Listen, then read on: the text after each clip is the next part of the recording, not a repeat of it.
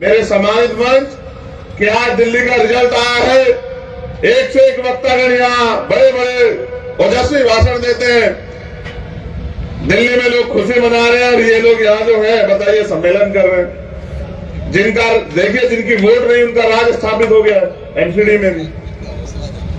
इनका देखिए इनका हौसला और इनका रास्ता देखिए कि वो लोग दिल्ली में जश्न मना रहे हैं, रंग लगा रहे हैं। जिनका इतना सा वोट है और जिनका इतना बहुसंख्यक वोट है, ये यहाँ तमाशबीन बने बैठे हैं बताइए, और कह रहे हैं वोट हमारा राज तुम्हारा। सारे नेता यही कहते हैं, बताइए कोई कमी छोड़ता ही नहीं है।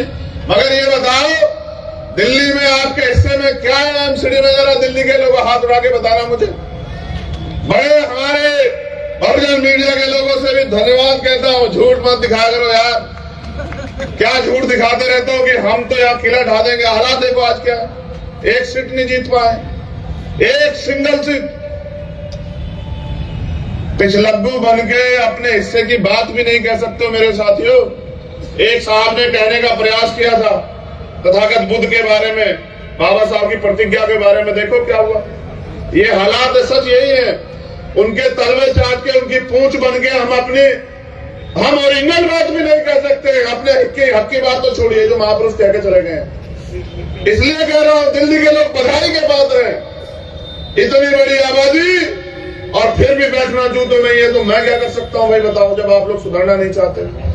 मैं तो प्रयास कर रहा हूं और मेरे साथ हजारों साथी प्रयास कर रहे हैं दिल्ली में भी कि हमारे लोग जागे, लेकिन आप आदत छोड़ने को तैयार नहीं है। तो कोई बात नहीं, हम फिर जगाएंगे, फिर आपके बीच में जाएंगे, फिर समझाने का काम करेंगे। क्योंकि अगर इस काम को हम पढ़े लिखे लोग नहीं करेंगे तो किन से उम्मीद करें? वो लोग जो सुबह उठ के काम पे निकल जाते हैं। ये तो पूरा समाज आर्थिक रूप से कमजोर है। थोड़ा बहुत अगर आरक्षण से जो नौकरी मिली उसके कारण बन पाए। इसलिए जो पढ़े लिखे सजग लोग हैं उनकी जिम्मेदारी बनती है कि अपनी जिम्मेदारी को समझें। जैसे बहुजन मीडिया ने अपनी जिम्मेदारी को समझा, बहुजन नेता भी अपनी जिम्मेदारी समझे। अपनी रोजी रोटी, अपनी तैयार की गई संपत्ति, अपने परिवार की चिंता छोड़ के समाज की चिंता करें।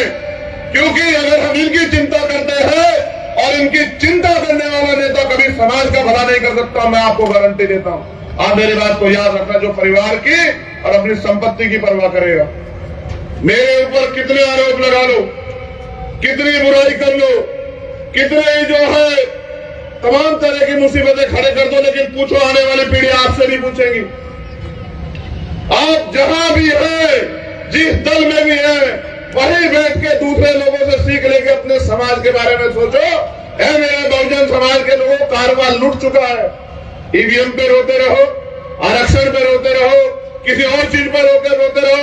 एक वोट का अधिकार बाबा साहब अम्बेडकर देके गए आपको। किस वोट से इस देश में आपका राज आएगा और इस उम्मीद के साथ चले गए कि आने वाली पीढ़ियां समझेगी। कहां 10 डॉक्टर, 10 इंजीनियर, 10 वकील जिस समाज में तैयार हो जाएंगे उनको कोई नहीं रोक सकता। बताओ रुके नहीं रुके? आज लाखों डॉक्टर, लाखों इंजीनियर, लाखों वकील हैं, मगर बताओ न्याय मिल रहा है नहीं मिल रहा है? मेरे काबिल साथी यहाँ बैठे हैं, कह रहे थे ईडब्ल्यूएस में फैसला आएगा हमारे पक्ष में।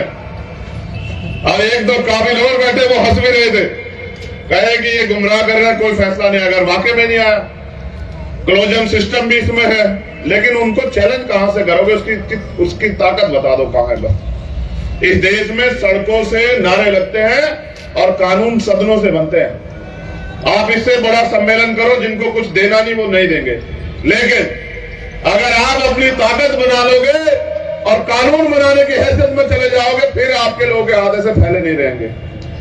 तो मैं मेरे सोए हुए बहुजन समाज के लोगों, चाहे कितनी भी निंदा करो, कितना भी विरोध करो, लेकिन हालात देखो कि आज हालात क्या है। और मेरा पूरा भरोसा है कि बाबा साहब अम्बेडकर ने एक बात कही थी कि 21वीं सदी हमारी है, ये 21वीं सदी चल रही है। हम रहे ना रहे, आप उम्मीद रखो जो इधर बैठे हैं वो भी और जो इधर बैठे हैं वो भी, ये देश भी सलामत रहेगा, हमारा राज भी आएगा और महापुरुषों का सपना पूरा। क्योंकि बाबा साहब अम्बेडकर झूठे नहीं हो सकते, उनकी औलादे झूठी हो सकती है, नालायक औलादे। सच्चे औलादे भी झूठी नहीं है और बाबा साहब अम्बेडकर भी झूठे नहीं। अगर ज्यादा लोग नहीं कर रहे हैं, कुछ तो कर रहे हैं, और जो दांव में लगा के कर रहे हैं उनका बहुत बहुत धन्यवाद।